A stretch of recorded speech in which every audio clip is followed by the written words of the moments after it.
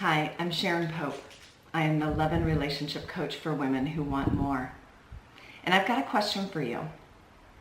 What are you allowing or what are you overlooking inside of your struggling relationship?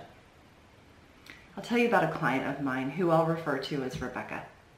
She was in a relationship with someone that I'll call Matthew for about 5 years. And she loved him. But there were some things about the relationship that hadn't ever really gone very well. And it gave her some real pause because she thought their next step was marriage.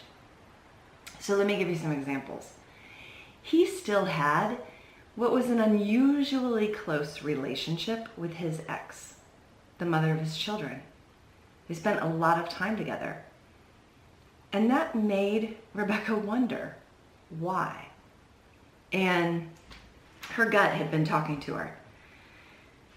But, he just brushed it off and said, look, we're just good friends now and we're co-parenting and the kids really like it when we do things together as a family.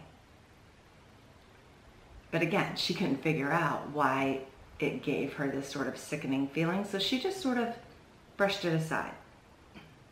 The other thing, though, was that when the kids were with them, Matthew and Rebecca, spending time with them, the kids, particularly the older ones, were disrespectful to Rebecca.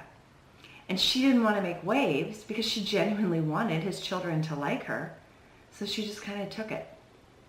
But always felt a little bit of resentment about why didn't Matthew stand up for her to his kids? I mean, if he loves me, if I am the woman that he loves, why wouldn't he ask them to be a little bit more respectful? But he never did.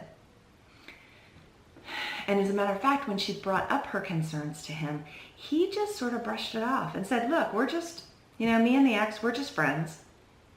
You should just understand that. We're just co-parenting. It's no big deal. And then related to the kids, he would just say, if you're unhappy with the way that the kids treat you, you should tell them. But I don't really want to get in the middle of it. So the thing was, she loved him. She genuinely thought that she could make this relationship work. She thought that maybe as they grew closer, that maybe things might change. But after 5 years, it hadn't. As a matter of fact, those problems had only become increasingly present inside of their relationship and became a bigger and bigger problem for Rebecca. But here's the thing. Rebecca had been allowing it. She had allowed this bad behavior, both on the part of his children towards her and on what she knew he wasn't being completely honest as it relates to his relationship with his ex.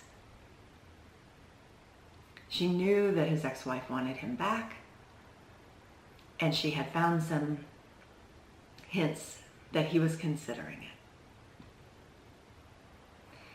And so once she was able to see how she was allowing people to treat her poorly, how she was overlooking some behavior she should have been paying attention to, how she wasn't asking questions about that, mostly because she didn't want the answers, and how she was ignoring her gut.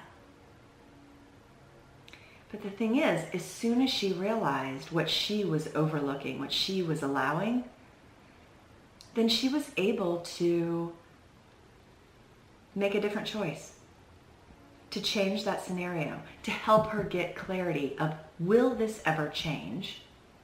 At least the part that I can control, which is her knowing how to set healthy boundaries. Or will it not ever change? And is it time to just acknowledge the expiration date on this relationship? So it was a really powerful awareness. So if you are struggling in your relationship, maybe it might be helpful to ask yourself, what am I overlooking that maybe I shouldn't be? Or where am I allowing painful, hurtful behavior because I don't want to rock the boat, because I want everyone else to be happy? maybe even at my expense? I think it's a powerful question. Whether you are in a struggling relationship where you're dating and you're considering getting married, or you're married and trying to figure out why it's not working. If this was helpful to you, I hope you'll give the video a like and that you'll subscribe to this channel, because I come out with new videos every single week. Until next time, be well.